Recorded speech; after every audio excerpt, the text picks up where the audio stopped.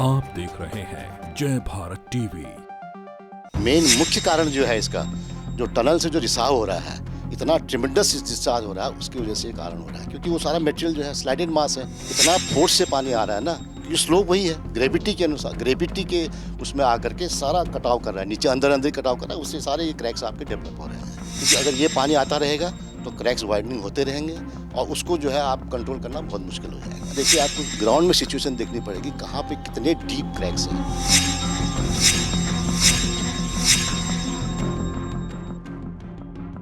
जोशीमठ इस वक्त पूरे देश में सबसे ज़्यादा चर्चा का विषय बना हुआ है। लोग लगातार माइग्रेट कर रहे हैं, दरारें बढ़ती जा रही हैं और अब तो हालात इसलिए ज़्यादा बद से बदतर हो रहे हैं क्योंकि जो पहाड़ियां हैं उनसे पानी के सोते फूटने लगे हैं।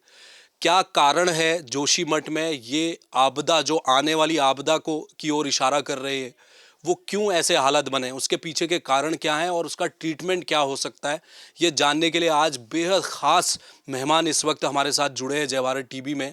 जीएसआई के पूर्व अपर महानिदेशक रहे डॉक्टर टीएस पांगती, लगभग 4 दशक का इनका अनुभव रहा है और ख़ासकर उत्तराखंड की जल विद्युत परियोजनाएं, यहाँ का भूगर्भीय जो पूरा संरचना है, कैसे वो लोगों के लिए सुरक्षित बना रहे, उस पर लगातार काम करते रहें। हम बातचीत करेंगे। डॉक्टर पांगती, जोशीमठ का जो मसला है, आप कैसे नज़र बनाए हुए हैं, वहाँ पर चल क्या रहा है इस वक्त? मैंने जोशीमठ क्षेत्र में काफ़ी साल काम किया है, हाइड्रो प्रोजेक्ट्स में भी काम किया है, मैंने इंफ्रास्ट्रक्चर प्रोजेक्ट्स में भी काम किया है, इवन ट्रांसपोर्टेशन कम्युनिकेशन प्रोजेक्ट्स में भी मेरा बहुत ज़्यादा योगदान रहा है। मैं स्पेशली विष्णुप्रयाग, ये जो विष्णुगढ़ विष्णुगढ़ जो आपका ये जो तपोवन विष्णुगढ़ है, उसमें भी मैंने कार्य किया है बहुत। ऋषिगंगा नहीं, वो वाली गंगा, वो ऋषिगंगा नहीं, ये वाली जो तपोवन विष्णुगढ़, जहाँ पर ये प्रॉब्लम हो रही है, जो टनल जा रही है ना, उसमें प्रॉब्लम हो रही है, उसमें काम किया। जोशीमठ की जो संरक्षण है ना, वो बहुत, मतलब उसमें सारे जो unconsolidated, highly permeable landslide zone हो, टोटल बहुत डीप, बहुत गहराई तक, मतलब उसका पता नहीं चल पाया अभी कितनी गहरी है। उसमें हम लोगों ने जो फिजिकल सर्वे भी करवाया था बहुत पहले, वो सर्वे में भी उसको हम लोग डिमार्केट नहीं कर पाए कि रॉक और ओवरबर्डन का कॉन्टेक्ट किधर है, इतना डीप है उसमें। उस डीप, इतना डीप है और उसमें इतने इतने बोल्डर इम्बेडेड हैं, मतलब आप लगा लो 100 मीटर, 50 मीटर, 200 मीटर के बड़े बड़े बोल्डर्स, कभी किसी ज़माने में आया होगा, स्लाइड आया होगा तो वहाँ पर वो इकट्ठा हो गया है। तो वो सिचुएशन है जोशीमठ की। और जो अभी जो त्रासदी हुई है, उसमें लोग बोल नहीं पा रहे हैं क्योंकि डोमेस्टिक ड्रेन और ये सीवर लाइन का इतना इम्पैक्ट नहीं होता है, क्योंकि पानी का डिस्चार्ज उसमें बहुत कम मात्रा में आता है और उसका जो प्रोसेस, जो सिंकिंग प्रोसेस होता है, बहुत स्लो धीरे होता है और कई वर्षों से हो रहा है। मैंने उस एरिया में सर्वेक्षण भी किया है, भूगर्भ सर्वेक्षण 84-85 में, तो उस टाइम में भी थे वो इंसिडेंसेस हो रहे थे, लेकिन बहुत कम मात्रा में हो रहे थे। ये इसका वजह क्या है, लोग वजह बताने में झिझक रहे हैं। हमारे जीएसआई की टीम भी उस टीम में सम्मिलित है, कई और एजेंसीज उसमें सम्मिलित हैं। तो हम ये कह रहे हैं, वो झिझक रहे हैं इस मतलब बताने में कि एनटीपीसी के टनल के रिसाव की वजह से ये प्रॉब्लम हो रही है। मेन मुख्य कारण जो है इसका, जो टनल से जो रिसाव हो रहा है, इतना ट्रिमेंडस डिस्चार्ज हो रहा है, उसकी वजह से ये कारण हो रहा है। क्योंकि वो सारा मटेरियल जो है स्लाइडेड मास है, हाईली परवियस है, मतलब पानी आपका एकदम निकल जाएगा उससे और वो कटाव करता हुआ निकल जाता है नीचे से। अब जैसे एनटीपीसी वाले कह रहे हैं कि हमने 1.5 किलोमीटर ऊपर है, 1.5 किलोमीटर नीचे जहाँ भी है, देखिए आपका प्रत्यक्ष रूप में पानी निकलते हुए दिख रहा है आपको, क्योंकि अंडरकट कर रहा है पानी, इतना फोर्स से पानी आ रहा है ना, क्योंकि स्लोप वही है, ग्रेविटी के अनुसार, ग्रेविटी के उसमें आकर के सारा कटाव कर रहा है, नीचे अंदर अंदर कटाव कर रहा है, उससे सारे ये क्रैक्स आपके डेवलप हो रहे हैं। तो मेन रीज़न तो इसका ये है। बाकी जो लोग कह रहे हैं कि ड्रेनेज की वजह से प्रॉब्लम है, मल्टी स्टोरेज, हाँ ऑफ कोर्स, जो इन्होंने कारण बताया, जो एक बनी है, टीम बनी है, ये इसका भी, ये भी एक कारण है। लेकिन इस कारण की वजह से ये मतलब माइनर सब्सिडेंस होते आते हैं, कई सालों से आ रहे हैं, मैं तो 84 से देख रहा हूँ, हो रहा है, लेकिन उसमें इन्होंने जो कंक्रीट स्ट्रक्चर जो बना दिए, वो वेट वो सहन नहीं कर पा रहा है, क्योंकि पानी तो रिस रहा है ना अंदर से, ऊपर से तो स्लोप एक्चुअली घाटी की तरफ है ना, तो स्लोप घाटी की तरफ होने की वजह से वो खिसकता रहा है, धीरे धीरे, मूवमेंट बहुत धीरे धीरे होता है, लेकिन टाइम लगेगा, 20-25 साल में वो पूरा का पूरा जो है वॉश आउट हो जाता है। तो ये कंडीशन है। तो मेन इसका रीज़न जो है, मुख्य कारण जो टनल है, हेडलेस टनल है, पावर टनल है, उसकी वजह से जो पानी आ रहा है, उसकी वजह से ये मुख्य कारण इसका यही है।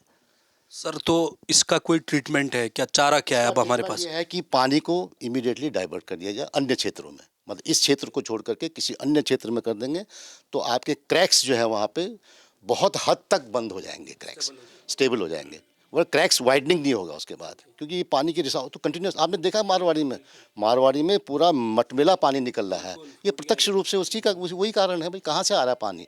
देखिए टनल से चाहे आपकी 1.5 किलोमीटर ऊपर हो चाहे नीचे हो, पानी तो उसके अंदर ही आ रहा है ना। वो तो हिल टॉप में तो जाएगा नहीं ऊपर, ना साइड से जाएगा, वो तो आना ही, it has to come in that material only. तो अंडर कट करके सारा का सारा वो सब्सिडेंस हो रहा है वहाँ पे। This is the main reason ना। उसका मेन रीज़न है कि पानी जितना भी आ रहा है, बहुत पानी आ रहा है, उसको इमीडिएटली डाइवर्ट कर दिया जाए इधर उधर। उसके बाद फिर स्टेबलाइजेशन प्रोसेस अपना शुरू करें, क्योंकि अगर ये पानी आता रहेगा तो क्रैक्स वाइडनिंग होते रहेंगे और उसको जो है आप कंट्रोल करना बहुत मुश्किल हो जाएगा। फिर उसमें हाउसेज भी आपके सारे कोलैप्स हो जाएंगे। तो ये है। तो सर एक सवाल ये भी है, आपने तो काम किया ग्राउंड में जाके, अब बड़ी बड़ी योजनाएं हम पहाड़ पर बना रहे हैं। अब तो कुछ समय बाद ये पता चल रहा है कि उत्तराखंड अकेला ऐसा राज्य होगा जिसके पास सबसे ज़्यादा टनल होने वाली हैं, रेलवे लाइन भी हम बना रहे हैं। तो ये जो डेवलपमेंट का कौन से रास्ते की तरफ हम जा रहे हैं, हम सेफ जा रहे हैं क्या? बिल्कुल हम सुरक्षित जा रहे हैं। देखिए डेवलपमेंट हर जगह करना तो बहुत आवश्यक है। देखिए आपके सारे हाईवेज बन रहे हैं, उसमें भी बहुत प्रॉब्लम आती है। प्रॉब्लम तो आती रहेगी ना, लेकिन आपका जो सर्वेक्षण कार्य है, जो मॉनिटरिंग कार्य है, वो ऐसी एजेंसीज को देनी चाहिए जिसकी एक्सपर्टीज़ यहाँ पे हिमालयन एरिया में हो, उसको दिया जाए। और कमेटी हमेशा मॉनिटरिंग करते रहे इसको, हमेशा हर 3 महीने में मॉनिटरिंग करते रहे, क्योंकि दशा बहुत कंडीशन बहुत ख़राब है। अभी देखिए आप जो 4 धाम का जो बन रहा है, उसमें हो क्या रहा है, कटिंग तो हो रही है, वाइडनिंग हो रही है, लेकिन नीचे वाला स्लोप तो आप प्रोटेक्ट कर रहे हैं, लेकिन जो ऊपर वाला स्लोप अनस्टेबल हो गया उसको नहीं प्रोटेक्ट कर रहे हैं। तो बरसात में तो नीचे आना ही आना है उसको भाई, it has to come down. तो फिर इसलिए सारे ब्लॉक हो रहे हैं। ब्रिजेज़ के इतने ब्रिजेज़ बना दिए उन्होंने, ब्रिजेज़ में जियोलॉजिकल कॉन्सेप्ट लेके नहीं चल रहे हैं लोग। किसी एक्सपर्ट इंजीनियरिंग जियोलॉजी एक्सपर्ट्स होते हैं, जैसे मैं basically I am engineering geologist, उनको कॉन्फ्रेंस पे लेकर के या किसी एजेंसीज को, GSI is the best agencies, GSI has got this expertise on this subject, engineering geologist एक से एक टॉप इंजीनियरिंग जियोलॉजिस्ट हमारे यहाँ है। पूरा टिहरी डैम, जितने भी डैम आपके बने हैं यहाँ पे, जितने भी आपके रोड का तो ऑफ कोर्स पीडब्ल्यूडी वाले करते हैं, हम लोग फिर उसका बाद में अगर कोई प्रॉब्लम होती है तब हम इन्वेस्टिगेट करते हैं। सारे टिहरी में टोटल इन्वॉल्वमेंट जीएसआई का था, because of GSI involvement it is standing now and successfully running. Not only this quotation में जीएसआई वाज इन्वॉल्व। आपका जितने भी तब वो जो विष्णुगाड़ है उधर जोशीमठ एरिया में, वो सॉरी लामबगढ़ में, दैट इज़ हमारे उसमें बना हुआ है। तो हम ये चाहते हैं कि ऐसी एजेंसीज़ को आप दें काम कि जिसमें ये एक्सपर्टीज़ है, ऑलरेडी डेवलप्ड है और उन्होंने इस एरिया में काम किया है। जेसा ने तो बहुत काम किया है, डिज़ास्टर में बहुत काम किया है। अभी जो 2013 का जो डिज़ास्टर आया था, मैं था उसमें, यहाँ मैंने सारे हैंडओवर के इतने वॉल्यूमिनस रिपोर्ट हमने जनरेट किए हैं, उसको कोई देखता ही नहीं है।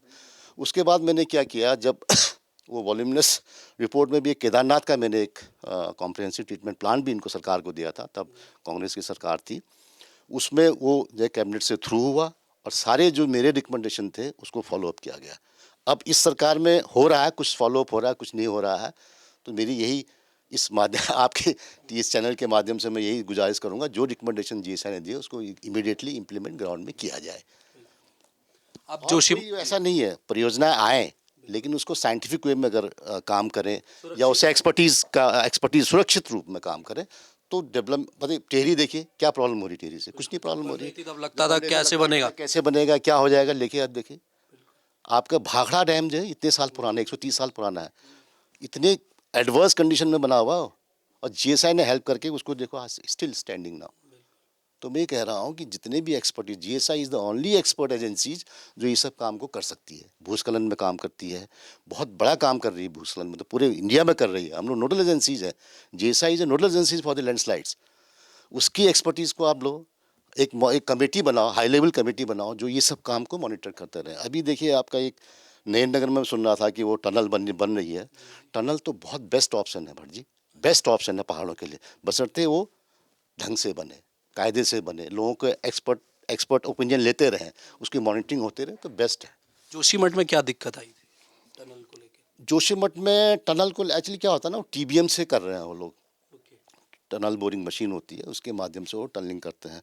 उसमें क्या साइड बाय साइड सपोर्ट लगता रहता है, दैट इज़ द सेफेस्ट और बेस्ट मेथड है। अगर टनलिंग ब्लास्ट से करेंगे तो प्रॉब्लम बहुत होती है पूरा हिल जाएगा, वाइब्रेशन होगा। फिर जोशीमठ तो ऐसी सिचुएशन में है कि वो ज़्यादा और प्रॉब्लम क्रिएट करता। वो टनल बोरिंग मशीन में मे बी टेक्निकल प्रॉब्लम की वजह से या जियोलॉजिकल प्रॉब्लम की वजह से वो स्टक अप कर गया। ठीक है, अब वो मेरे ख्याल से अब उसको डिसमेंटल करें, क्या करेंगे I do not know, but tunnel boring machine तो बेस्ट है पहाड़ों के लिए टनलिंग के लिए। बशर्ते वो एकदम एडवांस उसका हो, बेस्ट है। वो साइड बाय साइड उसका ट्रीटमेंट चलता रहता है, मतलब सपोर्ट चलता रहता है, आगे बढ़ता रहता है।